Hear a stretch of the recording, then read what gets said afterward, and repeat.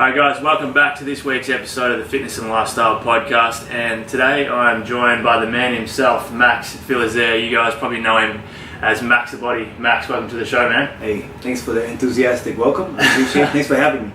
No problems, man. We just finished up some sprints at Runyon Canyon here in LA. Max is kicking my ass, bringing me out in the sun and trying to cook me, trying to get me shredded. You got a humble guy over here. He's actually inspired me and the other guys to go harder. He's kicking all butt. So thanks for that. Man, I appreciate you coming on the show today, and I think the listeners are going to get a bit out of today because I know a lot of people I know follow you on social media, and you've got a pretty good profile. Obviously with EHB Labs as well, right, which I've had a little bit to do with as well. So today, man, I basically just want to have a chat, and we'll just talk about some training, some nutrition, a bit about yourself. So to kickstart the show, man, let's just get you to tell us a bit about yourself, your story so far, and kind of how you ended up in LA. All right, my story, in my opinion, is very short. I'll summarize it. I was born in Haiti, grew up in South Florida, Miami Beach, Boca Raton. If you guys have been to Florida, I'm a Florida guy, I like the Florida heat. After high school, I joined the military. I wasn't exactly sure what to do for myself. I was interested in a lot of different things, but the military seemed attractive. I like the brotherhood, discipline, and I needed some discipline at home. So my dad was like, "What about the military?" I was like, "Let's do it." Joined the military. Was stationed in Germany, deployed in Iraq, Kosovo. Military 5 years. I got out the military. I've always been interested in exercise. Yeah. So I was playing soccer and basketball, and I was always lightweight, hard gainer, and bodybuilding was the next thing up. So after high school, I started exercising, lifting weights, and I was always very serious. When I enjoyed doing something, I just took it very serious. So results came quick. So people noticed the results, my body transforming real quick, and so I took that with me into the military. I used that to motivate myself and fellow soldiers in the military. Just exercising is very therapeutic. The look is definitely a plus, but the greatest reward from exercising is a mental and spiritual transformation and strength I get from it. So that's how I got into bodybuilding, really. And because of the results I was getting, people were like asking me for feedback and motivation about how to get started, and that inspired me to start personal training. I was always interested in just transforming my body, but people were like, "Hey, like you're getting the results. Can you tell us how?" Yeah. And I thought it was simple. I thought it was just like, you want to do it, you do a little bit of homework about exercise, nutrition, and you put it to work. I found out that was, I guess, not easier, but I had less problems implementing, say, exercise and diet, because I was militant before the military, and in the military I fit right in. And I just not everyone's in that mindset. Right. I just incorporate that into anything else I have to do or that I want to do. The military mindset, just get stuff done, complain and make excuses later, before, after action. So that really helped me in the military and with fitness. And so that's how I train my clients. That approach works for some people, and with some people it doesn't. So I like how to customize my approach per person.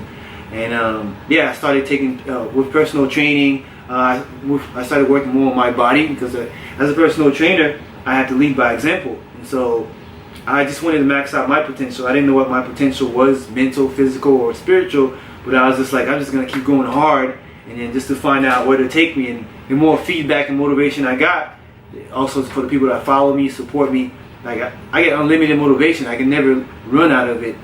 So one of the things I focus on, and I tell my clients to focus on, my friends, is to like find out what your distractions are, because motivation is everywhere. Like if you're receptive, or you know how to be receptive to motivation, then it always be there. You reach out and get it. In a conversation, or you can just go out and watch other people perform, and there's motivation in everything, because it takes motivation to create everything you see with your eyes. So I focus more on identifying distractions and finding out how do I dismantle distraction. So I'm not talking about killing people or removing people, but sometimes distractions are people. You might don't try that. You might just have to move out of where you live, maybe move out of the ghetto. I didn't grow up in a bad neighborhood, but I'm just, for example, saying like you might have to move out of a bad neighborhood. You might have to change your group of friends. You might have to change the music you listen to. It's a lot of different things that distract you and slow you down. And so when you with bodybuilding forced me to get to know myself better, my flaws, my strengths, my weaknesses, and I just noticed that I'm very receptive to negative and positive motivation. Yeah. So since I'm very receptive to that, I have to be careful of what I intake. What you associate with and stuff. Yeah, mentally and spiritually, because it influences my words and actions. So I was like, all right, I gotta strive to master my mind and body, not just the body. And unfortunately, a lot of us focus so much on the body, we lose the whole point of just mastering your mind. We get the physical results. The next thing you know, your body's telling you how to live versus you telling your body how to live. Yeah. That's how I got the results anyways. So that's how I got into bodybuilding, and that's a little bit of my approach to bodybuilding and why I love bodybuilding, how I use it, whether it's one-on-one personal training or online coaching or just online motivation on the social media digital platform. So I moved to Miami Beach, away from the family after the military, and I wanted to pursue fitness more. I didn't know where to take it. Fitness modeling seemed like a little superficial to me, but it looked cool, like guys in great shape taking pictures and promoting themselves, inspiring us. So it looked positive in some ways. In some ways, I was kind of like, I just want to get into great shape. I don't really care about taking pictures and all that. But when it comes to like promoting yourself, people want to see your results. Yeah. So with promoting personal training, people want to who is the coach and what type of results is the coach getting or his clients getting. So you have to take pictures and share these pictures. So I started doing that with social media, and the more I started doing that, the more feedback I got. So instead of getting feedback from friends and family, now I'm getting feedback from people all over the world. Yeah. And when Facebook got started, people were the share option. When pictures were important, now videos are more important than pictures. Yeah. But with pictures, people would just share pictures that they like of me, and I had a few pictures go viral, and I was like, oh, this stuff works. And I was learning how to maneuver Facebook and social media, the importance of it, and how I was impacting and influencing myself and others. And that's how I got connected with HP Labs. Like, they reached out to me and saw that how I was promoting myself on Facebook, and they were like, we like what you're doing, and we'd like to align your brand with our brand. So I met up with the owner. He flew out to LA and met up with him. We talked about his vision for HP Labs, my vision, and we saw eye to eye, and we were like, this is awesome. Yeah.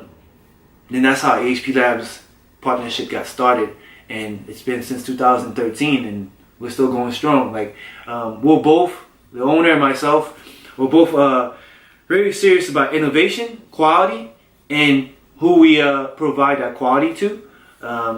We want to practice what we preach, so we want to provide ourselves the best and then provide you the best. So we're kind of like the guinea pigs. We try to exercise, try to routine and nutrition, try the supplementation for ourselves first, and then share it. So we're both very passionate about and very competitive with ourselves, and so we inspire and motivate ourselves. I was grateful and honored to become the first HP Lab athlete, and set the path to pave for like the next athlete. As far as like how we're going to conduct ourselves and levels to reach and the potential. So like I'm inspired by all our fellow athletes. They all inspire me to like be a better athlete myself, and I inspire them. So that's HP Labs. Worked out really well, yeah. But social media is such a powerful tool. Like social media is not one-on-one interaction, but it's kind of like the next thing. Like so I probably would have met Denny. I'm not sure if I would have met him if it wasn't for social media. Like, if Denny wasn't here, I'd probably I might have been doing something that unproductive for my side, but instead I'm doing a productive podcast where I will reach a lot more people. A lot more people will know about Max. I will know about more people. Share my vision with you guys, and based on your feedback, I will customize my vision. So it's like a win-win situation. There's a lot of pros and cons to social media, so it's what you do with it. Same with fitness. Fitness can hurt you if you don't know what to do with fitness and you allow fitness to use you. Like for example, the fitness industry. There's pros and cons to the fitness industry, and it's because I believe that people are allowing fitness and allowing the industry to use them versus bringing something to the table and making sure you're not being exploited. So it's the same thing with social media. Don't exploit yourself with others. You use it for what it's worth. It's like knowledge is power, and you can use knowledge to hurt people or help people. So social media is a double-edged sword, and I chose to use it for good. For good. And I've learned a lot about it so far, and I believe it's still in this baby stage. We spend a lot of times on our phones anyways. You might as well make it an investment if you're on your social media, being social. You have something to promote. Most people have something to promote, and you don't have to use social media, but if you need more promotion, social media is a great option. I learned a lot from just watching people like Greg Plitt online before even meeting him. Just watching how he conducts himself online. A lot of other fitness models, Arnold, for example. Before I met him, I was just watching how he conducts himself in the press, in the media, online, his career.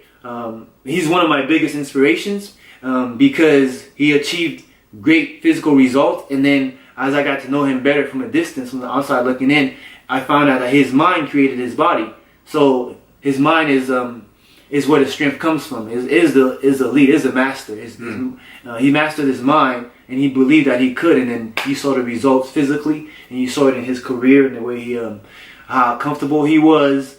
So I like that he was very happy. He had a lot of fun, but at the same time, it's very serious because to get results, you knew exactly what he wanted to do. Right. Yeah. To get results and to be a leader, a model, you have to be very competitive yourself. And when you're very competitive yourself, whether you're better than others, you're still effective. So my goal is to max out my potential. And as long as I strive to keep doing that, I'll always find fulfillment in that, whether I'm better than the next guy or not. So everybody inspires, motivate me, but I'm always striving to be the best version of me, which 5 years from now, I'm not sure what that looks like, but I'm looking for it. You bring up some really good points there about you gaining motivation from others, and you said that you can use social media for good or bad. And I think a lot of people out there listening and watching on YouTube would have taken a lot of knowledge from your videos, and a lot of the guys and girls that I speak to in the fitness industry, their philosophy on training and nutrition starts at this point and usually finishes here. There's always trial and error along the way. Yeah. You've been through the military, you've done all that, you've been in the fitness industry for a long time now. What is your philosophy on training for results and also nutrition? Like for example, right now, how are you training? What do you find works best for you on the training and nutrition side? Great question. The first thing I'll say is consistency. Consistency, it sounds very general, and it's like, what does that mean exactly? I like to simplify things. That's just the way my mind works. Everybody has their process and approach to like thoughts and actions and getting results in different aspects of their lives. For me, it's like I find simplicity in things. I believe that you can make things, even if something's complicated, you can try to simplify it for yourself if that's the way you choose to maneuver with whatever you're dealing with. So when it comes to exercise, I was like, okay, I was much slimmer. I was like 150 pounds, same height. I was like, how do I put lean muscle mass? How do I get shredded? I never wanted to be like a big bodybuilder. I don't think I have the genetics for that anyways. But what I aspired to look like was like guys like Greg Plitt. Like I thought he had a good height, good size, and he was shredded. And he was functional. He was like climbing ropes, running all over the place. So I was like, wow, I like the balance. We were talking about that before too, weren't we? Like how important it is to look good, but still you have to perform, to have goal muscle. You have to sprint and play organized sport and all that type of stuff. Yeah, as well. It started with sports for me. Like kids like to play and be active. It started. It's like I'm a playful guy, and now I just incorporate that into bodybuilding. So I didn't want to like put on muscle and then be so stiff where I can't be functional. So I picked up a Flex magazine, and I was like, let me just find like a workout routine. I know you have to have a plan for anything you want to achieve. There has to be a plan. So I was like, these guys look like they've gotten results and then some, professional bodybuilders. So picked up a magazine just to see like what workout plans, meal plans are looking like. And one thing I noticed is that from week to week or whenever they publish a new magazine, the workout routines and the nutrition, it wasn't like major changes. They were like different, but they had a lot of similarities. Common thing.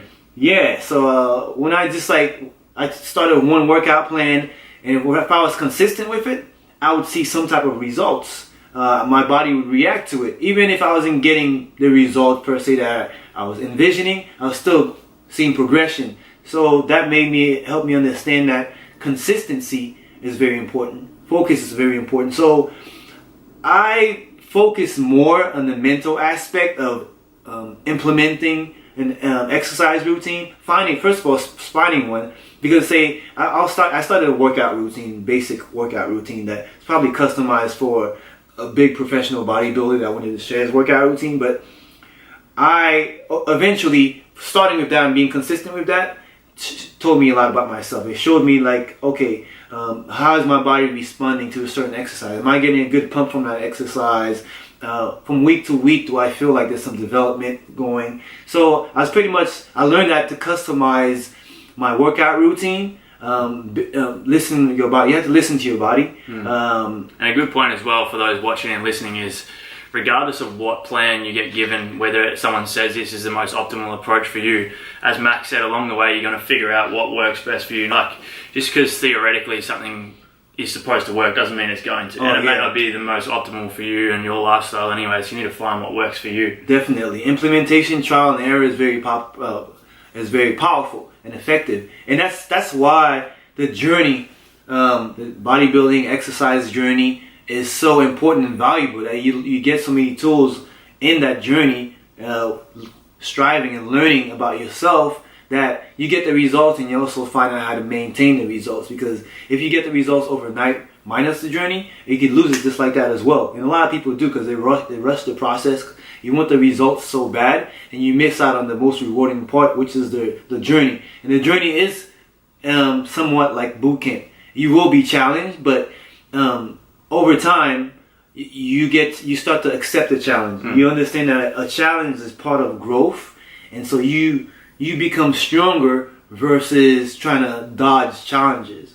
And so that's longevity. So then I become more consistent over time, more focused over time. So I start getting better results, or just learning about how to help others get results and being consistent. So with my exercise routines, I have to say they've been pretty basic routines. So I'll share my workout routines with people, and they're like, oh, it's pretty intense. There's a lot of sets in there. Like, I'll say 4 sets of an exercise, and I won't count maybe 1 or 2 warm-up sets. And right now, my workouts are pretty intense with short breaks. So I might take no break, superset, just go to the next exercise, or I might just take just enough breaks so I can get some oxygen in so I can go hard. But I've conditioned my mind and my body to just turn up the intensity, not waste time in the gym, just because of preference, and also because that's just my activity level. So if I'm not, it has to be fulfilling the way I'm training. So I've customized, like I said, it's all about customizing for your results, preference, body type. So you have to take your genetics into account to get realistic goals. So like, I customize my workout, my diet to what I'm dealing with, like basically the cards you've been dealt with. Genetically, I'm a hard gainer, so I have to eat a lot of carbs, a lot of protein, a lot of calories. Quality is very important. So I'm not just, like, when I first got started, people told me just eat everything, eat ice cream, and that works for people. Some people like load up on everything, calories, you're not eating enough. I tried that when I first got started. I was burning it off like that because of my metabolism. But when I focused on more quality foods, even though I wasn't eating as much, it was changing my body, because your body will respond to what stimulates or influences your body. And we don't all respond to the same foods the same way or the same time. So I have to find out what times work best for me, what type of sources. And so I customize my routine, my workout routine, my diet that way. But at the end of the day, my routine and my diet is very basic. I'm very consistent. So my biggest obstacles is just being consistent with what I already know I have to implement. So like a personal trainer will give you a customized plan, and then a month later you'll get an updated plan. The hardest thing is not to find out what works for you. It's the implementation, it's motivation. That's why I focus more on the mental and spiritual aspect of the transformation, so for me and my clients. And I'd have to say the most challenging thing has been implementation and just staying on top of it. Finding out the right workout routine. Actually, it's sometimes overwhelming. For me, it wasn't overwhelming to find a like workout and diet, because I really spent most of the time listening to my body. Like, you could give me your workout plan. Like, Danny gave me his workout plan. I use it for like a week, 1 to 4 weeks, and then it'll redirect me to a better routine for my body, or tell me like this routine is working. So you just have to learn to listen to your body, and that means to cut out distractions. We all have different types of distractions.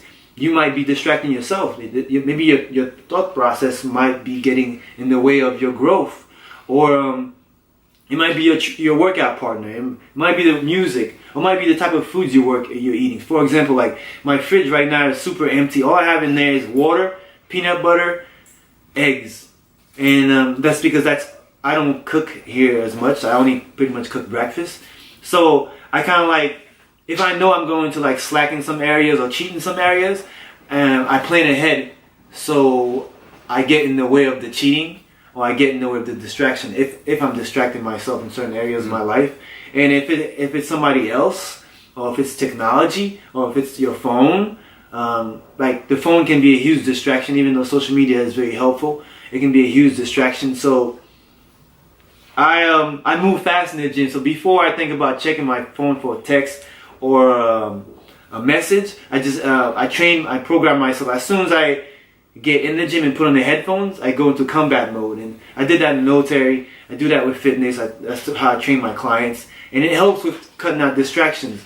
So with that being said, like my process and approach to like diet and nutrition is very basic, and that's the approach I use with my clients. But then again, with that being said, I haven't had like athletes, sport athletes, or professional bodybuilders as clients, and there's like levels to personal training. Yeah. And so Danny's level, I believe like your knowledge of personal training is like here. Like, so there's levels to, like, today he was giving me advice about I strained my hamstring a little bit. He was giving me some feedback about how to recover, and I could tell like he's more skilled in that area, experienced in that area than I am as far as personal training. I'm sure you could probably train me into becoming a better athlete. My approach is more so the mental and spiritual aspect. Yeah, and that's good. And like I said, you've got to find what works for you. Right. And man, we're going to wrap things up here, but I really do appreciate you coming onto the show today, bro. And it's awesome. I'm sure everybody watching and listening take a lot of value. So guys, if you have any questions for Max, I want you to put them on YouTube. Chuck them in the comments box below. On the podcast, just send me an email at danny@dannykennedyfitness.com, and I'm going to pass them on to Max, and I'll make sure I get some answers for you guys, and we'll chuck them in the comments for you. But thanks so much for tuning in today. Any last words, man? Hey guys, this is awesome. I haven't done a podcast in a while. I haven't done a lot of these, but this has definitely inspired me to do a lot more. You know, I post a lot of inspirational pictures and videos, but it's just not the same as having a conversation, one-on-one conversation, and talking to you guys. So I really appreciate the opportunity, Danny. Pleasure. Thank you guys for tuning in, and stay tuned. Danny's got a lot more content coming for you. Guys, make sure you hit that subscribe button, and I look forward to chatting to you in the next video and talking to you guys again on next week's podcast. Have a fantastic day, and I'll chat to you soon.